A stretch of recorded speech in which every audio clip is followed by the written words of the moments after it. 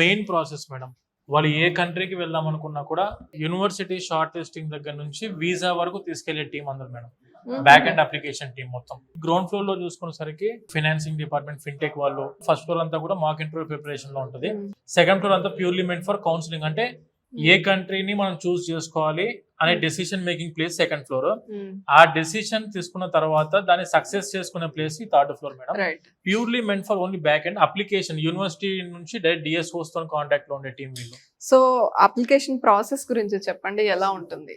ఏ యూనివర్సిటీకి వెళ్దాం అనుకునే దానికి ఫస్ట్ వీళ్ళు షార్ట్ లిస్టింగ్ ఇస్తారు యూనివర్సిటీకి. ఆ షార్ట్ లిస్టింగ్ లో వచ్చిన యూనివర్సిటీస్ లో వీళ్ళకి ఏమైనా ఇంట్రెస్టెడ్ ఉన్న యూనివర్సిటీస్ ని వీళ్ళు చూస్ చేసుకుని ఒక 5 to 6 యూనివర్సిటీస్ కి అప్లై చేస్తారు మన వాళ్ళు.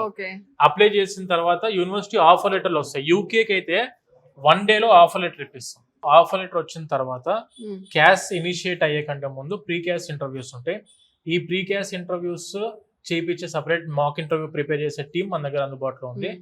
క్యాష్ వచ్చిన తర్వాత వీసా అపాయింట్మెంట్ తీసుకొని UKVI, United Kingdom visa immigration system లో మన స్టూడెంట్ మొత్తం డీటెయిల్స్ అన్ని మనం ఎన్రోల్ చేసి మనం వీసా అప్లికేషన్ అని పెడతాం మేడం. ఇదంతా కూడా యూకే అప్లికేషన్ ప్రొసీజర్.